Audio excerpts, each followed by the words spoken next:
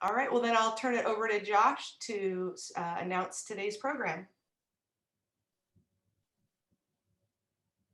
Today, our program is the Children's Cancer Association.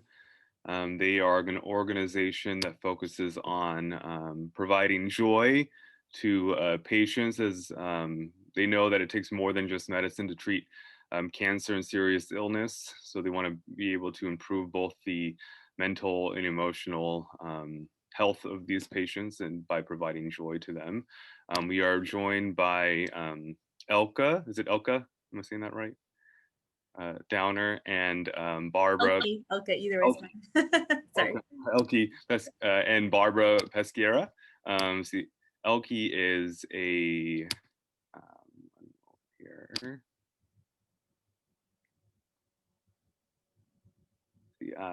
Elke is the Joy RX music supervisor. She provides music to CCA children and coordinates the team activities. And Barbara is the director of development. Her work is focused on corporate, event, and community fundraising. If you all can please welcome Barbara and Elke. Well, thank you so much. I am going to open us up and attempt to share my screen. Well, first of all, as a former Rotarian, most recently the Oregon City Rotary Club, I am very, very grateful for this invitation to be able to talk to you because I understand how powerful and impactful Rotary is.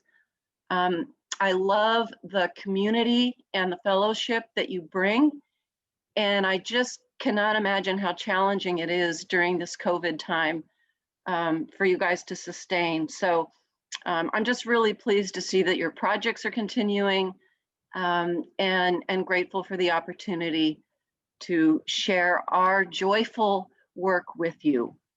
So I'm going to start by introducing Elke, and she is going to talk about how our programs have adapted, especially through this time of COVID. So Elke's an amazing musician, a great light to work with, and I look forward to you being able to experience the amazing work that her team is doing. Thank you so much, Barbara. Can everybody hear me okay? Yeah, okay, perfect, some thumbs up. Well, yeah, first of all, just to echo what Barbara said, thank you so much for inviting me to join your meeting today. I just, small little personal side note, I have a tiny bit of experience with Rotary, but it's really just as being a recipient of the generosity that Rotary does. My small hometown in Canada that I grew up in, they were offering Rotary college scholarships. And the year that I graduated high school, I was awarded the Rotary scholarship that year. So that's kind of my experience with Rotary, but so always appreciate everything that Rotary is doing out there in the communities that they serve. So thanks for having me today. So yes, as Barbara mentioned, and Josh as well, I lead the Joy RX music team at the Children's Cancer Association. But music is not the only program that we have. We have a whole variety of programs. So I just wanted to touch a little bit on our three main programs that we offer to children and teens. And as Barbara mentioned, also highlight the changes that we've had to make to adapt to what things look like during COVID-19 right now. So the first program that I'd like to tell you a little bit about is our Joy RX mentorship program. And this was formerly called ChemoPal. So if any of you have ever maybe heard of the ChemoPal program before, Joy RX mentorship is the same, but just a new name. So with our Joy RX mentorship program, the main focus of that program is to really provide friendship to kids and teens going through cancer treatment. And the way that we do this is that we work with a lot of incredibly talented and passionate volunteers who sign up to become mentors. And those mentors are matched with a patient who's going through chemotherapy.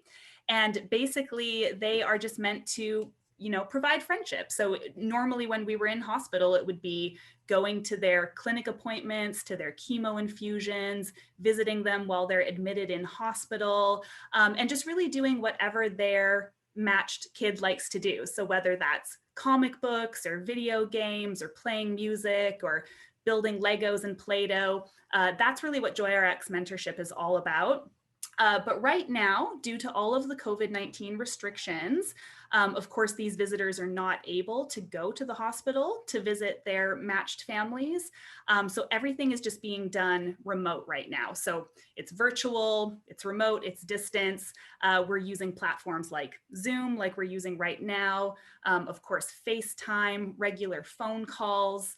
And the team has been getting really creative with finding ways to support the JoyRx mentors and their families by putting together a lot of fun activities that can be done remotely. So we've even developed things like helping people with pen pal letters, which is always fun to get some old-fashioned mail and letters in the mail. Lots of video chats, sending care packages to one another. And then our mentorship team also hosts monthly virtual game nights, as well as movie nights as well, where everybody can come together on various platforms and actually see each other while they're watching the same movie or doing some games virtually. And of course, also when weather allows and other safety protocols, they are occasionally able to see each other outdoor as well for safe social distanced visits as well. Go to the next slide. All right, so this is one of our JoyRx mentors. This is Steph, and she's matched with Grant, age 5. I won't read the entire quote, but we'll leave it on the screen here for a second. But basically, this is a really nice example of how Steph and Grant have been staying in contact. You can see that Steph is holding up a really sweet little card that Grant had sent to her doing some pen pal stuff. But what they particularly like to do is they get online to see each other and they do something called Marco Polo. And Steph shared that we Marco Polo almost daily. And basically Grant's mom will just hand him her phone and he'll just chat away with Steph, show her different things around his house and yard. And really they're just able to still have that connection. So the next program I'd like to tell you a little bit about is our JoyRx Nature program, and in particular, telling you a little bit about our caring cabin. So we have something called the caring cabin, which cabin is really not an appropriate name for it because it is in my opinion, it is a mansion. I mean, that's how I look at it. It's an absolutely gorgeous house and it's located in Pacific City. And the cabin itself sits on 24 acres of forested land. So, I mean, this is a beautiful property and it has its own secluded lake. And again, when I say it's really not a cabin, I mean, this beautiful facility has a meditation pavilion. There's a game room inside the cabin that has a pool table and just floor to ceiling games. And it sleeps 12 to 14 people. So this is a beautiful cabin. And the caring cabin hosts an average of 14 families every year, completely free of charge. So the reason that this is such a beautiful program that CCA hosts is that when we're working with families whose children are going through cancer treatments, they are dealing with really large medical bills most of the time or other financial hardships, and going on vacation is really the last thing on their mind. It's not top of the priority list. And also it can just be really challenging to get away. But we completely understand the importance of these families being able to have some bonding time together to create memories and also to get away from the hospital environment when it allows. So basically, again, we host approximately 40 families a year, and the families are able to go for a full weekend. It's a Wednesday through Sunday trip. Typically, each family can bring up to 12 guests with them. So, a lot of times it's aunts and uncles and cousins. This has changed slightly now due to COVID safety and having those smaller bubbles. But it's really just a wonderful time to bond, to enjoy the lake, have a campfire, have some s'mores, watch movies, play games. And when the families visit, they receive a memory stone. They actually get 2, one memory stone that has the child's name that they can bring home, and one memory stone that they leave at the Caring Cabin. And I've been really lucky to get to go out to the Caring Cabin. And if you walk from the cabin all the way down to the lake, there's just all these beautiful little rocks with children's name on them that line the pathway all the way down to the lake. And it's just really beautiful to see. A couple of interesting COVID updates to share, just because, of course, families' safety is our top priority. We are currently following the OSHA safety guidelines that have been released for hotels and short-term rentals. So that includes things like additional deep cleaning protocols for doing extra cleanings of high-touch surfaces, increasing ventilation in between stays and using air filters. And then we've also adjusted the family stays so that it's one less night to allow for a little bit of extra time in between different families and for more cleaning as well. So we'll go to the next slide, which I believe is, just a couple stories. I won't read these entire things, but again, these are a couple families that have stayed there recently this year, actually during COVID. So Anna Grace, her mom Carissa, shared that the Caring Cabin was truly a rest inside the busyness, demands, and the toll of childhood cancer takes on a family, and just that they really enjoyed getting to watch movies together on the same couch in the family room, a very magical thing for a family of 6. So that's a little quote from Anna Grace's family. And then here from Max's family as well. I love this picture of Max doing some yoga. I think that's actually in the meditation pavilion that's there. And they shared, nothing is normal when your child has cancer, but when the pandemic arrived, everything took a turn for the worse. But the environment of the cabin and the surroundings was like a comforting, welcoming embrace from the outside world. So it's just a really nice thing that we're able to provide this for our families. So that's a little bit about our Caring Cabin. But JoyRx Music, now this is the program that I'm personally a part of. I'm the JoyRx Music Supervisor, so I lead a team of 4 music specialists, so very excited to talk about this part. And this program was formerly called My Music RX. So if you've ever seen the term My Music RX online or on social media, that's the JoyRx Music program. So we'll go over to the next slide. So to just give a sort of a brief overview of what things used to look like, my music team would typically be providing music 5 days a week, right here locally at Randall Children's Hospital, as well as Dornbecker Children's Hospital. So we'd be providing music service there, which includes a whole variety of things. Basically, we try to see as many patients in the hospital a day as possible. And this is not limited to only cancer patients. We visit all of the units of the hospital. So pre and post surgery, rehabilitation, intensive care, the emergency department, outpatient clinics, as well as of course, oncology, hematology. When COVID started, we were no longer allowed to be in the hospitals because of course they've very, very strict safety protocols in place. So they're really trying to limit how many people can see patients directly. And this even includes, I know there's a lot of dietitians and art therapists and teachers who are currently doing everything virtually as well. So that is also how we've adapted. So right now, all of our musical offerings are virtual. And we're actually now active in 15 hospitals nationwide, which I'll touch on that a little bit more in the coming slides. But really our music program has always been about customizing the music offerings to fit the hospital need, as well as what the kids want to do. It's a kid prescribed music program. So it's whatever they are wanting to get out of some music. So right now our virtual offerings include virtual bedside, one-on-one and group Zoom sessions.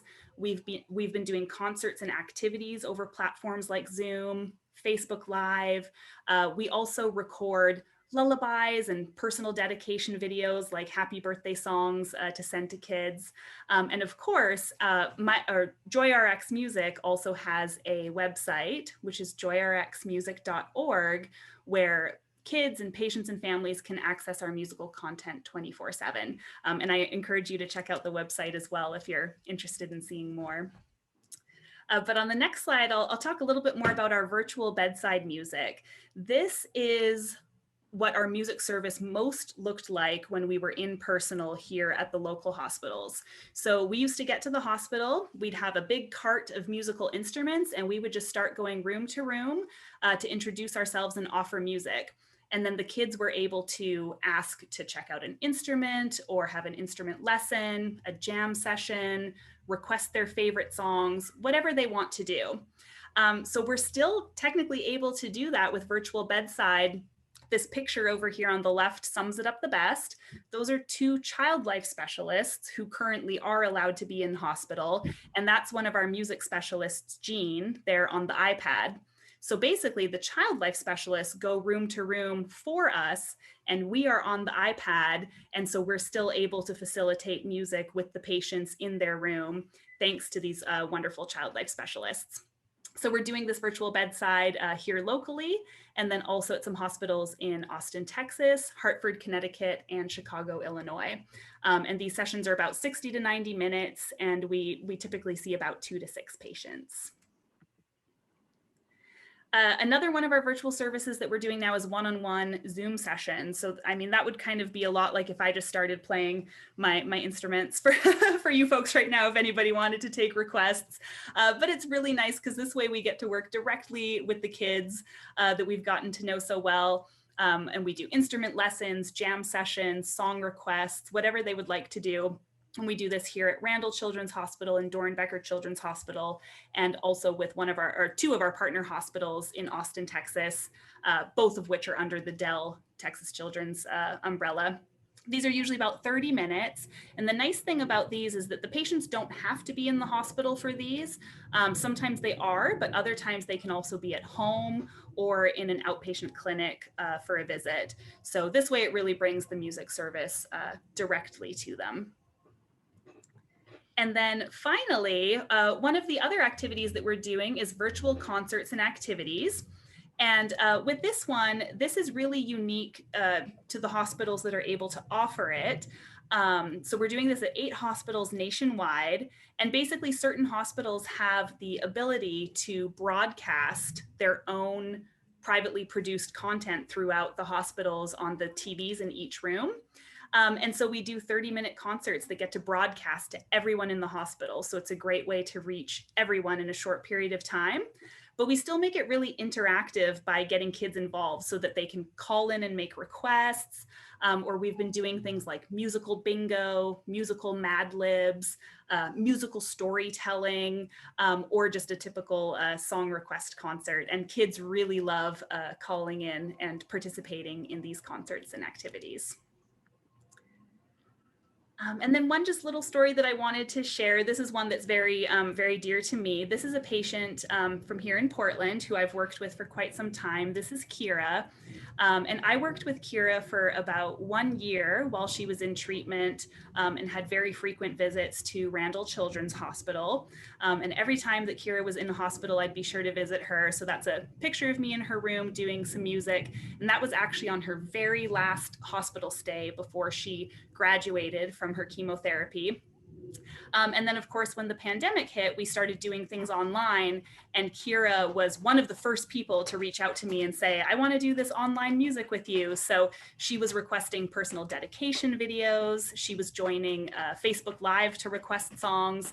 And this picture over here on the right is actually when we were able to do some socially distanced music in the summertime, where we got to go to some families' houses, again, just very safely in distance. And I actually got to jam with Kira's entire family. So that was a lot of fun. And I'm happy to say that Kira is doing incredibly well right now.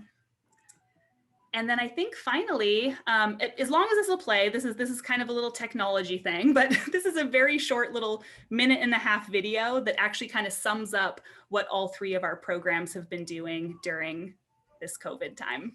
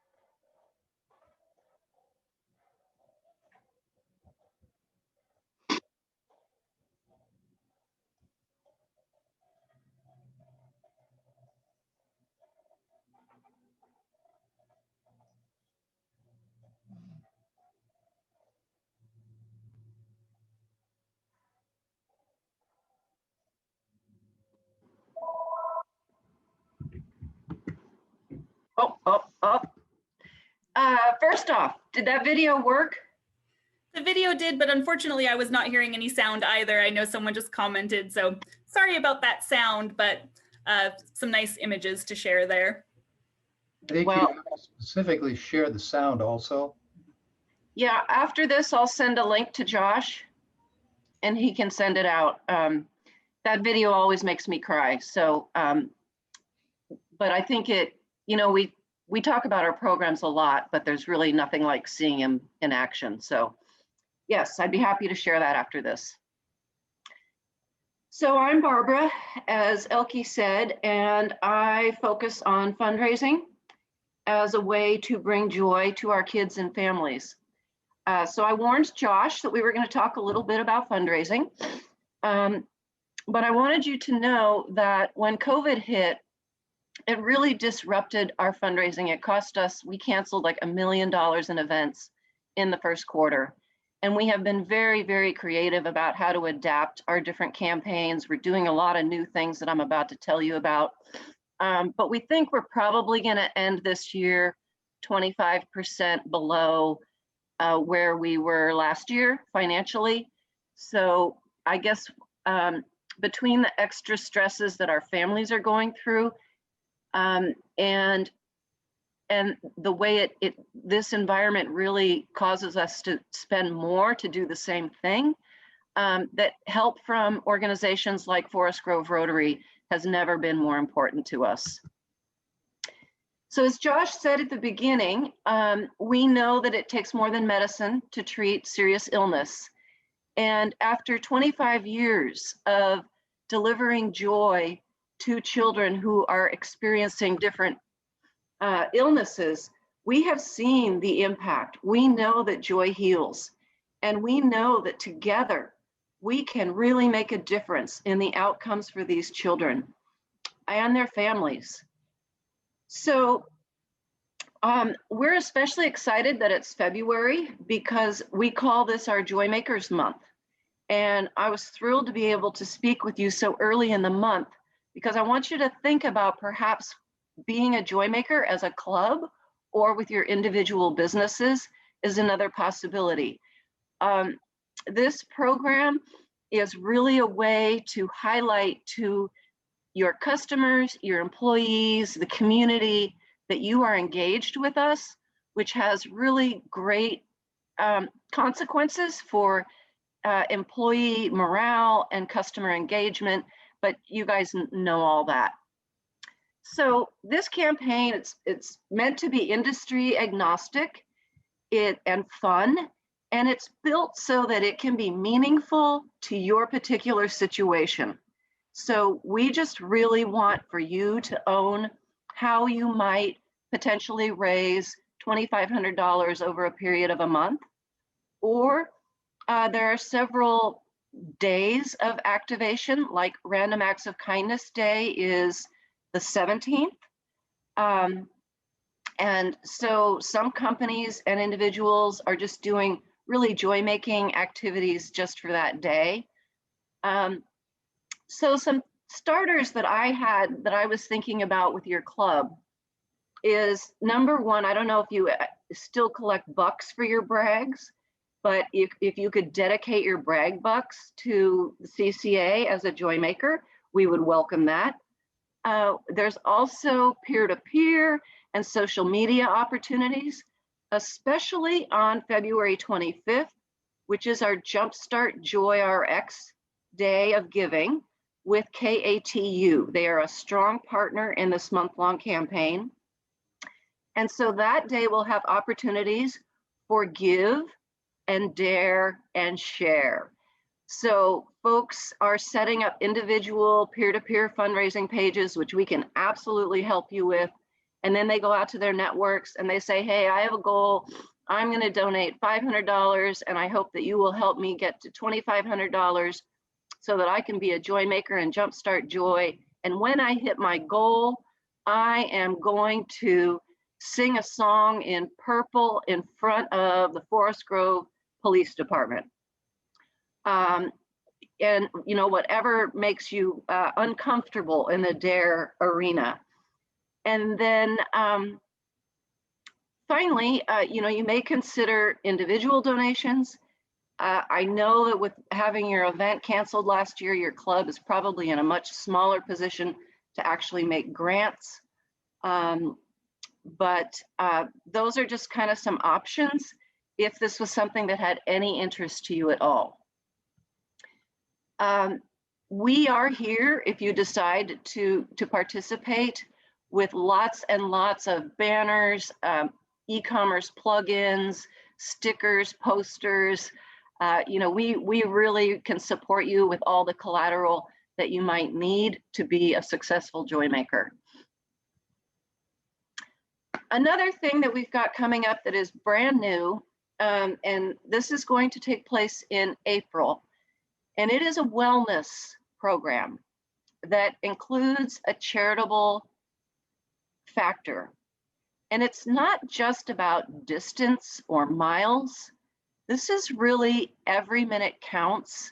It includes meditation, yoga, any mindfulness sort of activities that might make you feel better emotionally and physically. And the name is really to connect to our mission that we really wish every child could have long and happy lives, but at least we want them to have short and happy lives, and every minute counts. So if you are an employer with like from 10 to 1,000 employees, we know that people are really trying to get more engaged with each other, just like you are as a club. And maybe as a club, you want to do a wellness challenge. But people are looking for opportunities with more limited options outside the home. And we're much more conscious of the need to address our physical and emotional well-being, which, is just very integral to the mission of CCA. So this is a way of really involving our larger community in the benefits of the protocols that we've taken for all these years. As an overview, it is a month-long program in April. We have an amazing platform that can track minutes and movement. This really has been a benefit to employees. We have heard from employer groups. And one of the really special components is that it involves a charitable organization. So for example, these participants are raising money as they get to their goals, they get to their time goals to participate in every minute through the month. But we are also offering 8 virtual exercise, stretch, yoga classes that folks will have access to free of charge. We are going to our families and asking them to come up with playlists of songs that would make you feel calm, maybe make you feel more energized. Very much like if you go to My Music RX website, we have a mood shifter for the kids where we have curated playlists to address whatever emotional state they feel they need. This is an opportunity for our families to provide this to community members who are part of this Every Minute Counts. And then finally, the other events that we have planned for 2021 is we are doing a golf challenge the week of April 17th to the 24th. We tried this last year, we piloted it last year, and it was successful. So we've learned some things, we're expanding this year. And this is an opportunity for you golfers to individually and safely raise money from your networks in support of you setting a golf challenge for yourself. I want to golf 2 rounds in a day. I will golf 4 rounds over 4 days. Whatever it is that challenge is appropriate for you. What's new this year is we do have 40 tee times on Monday, April 19th at Pumpkin Ridge. And so you can golf at your home course. That's super great. We encourage that. But if that's an issue, another opportunity is to have individual tee times that day at Witch Hollow. and we will have some activities, but no program, you know, no meal. It'll still be super safe. Then the next event is August 9th at the Oregon Golf Club, and that's a more traditional golf tournament. So if you wanted to, you know, send a foursome, you're more than welcome.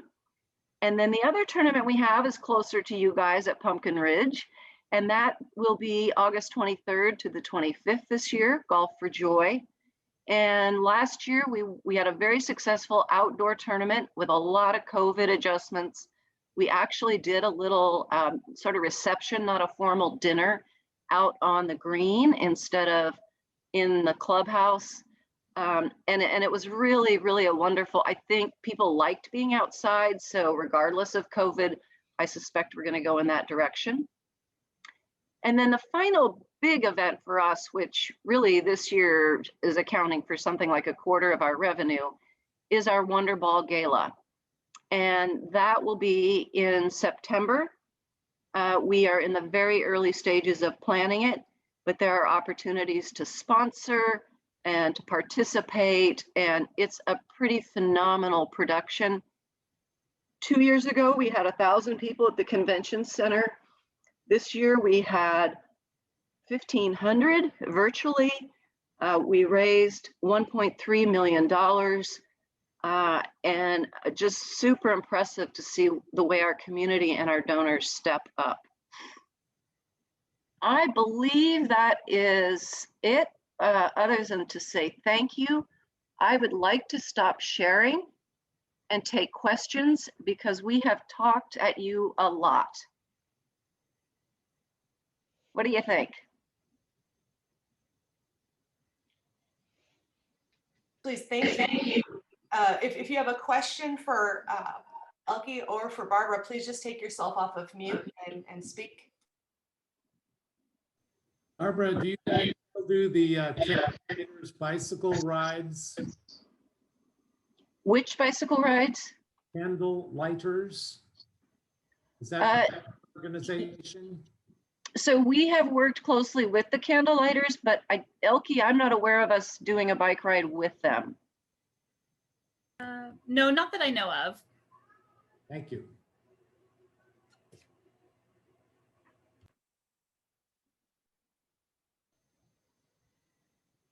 Anything else?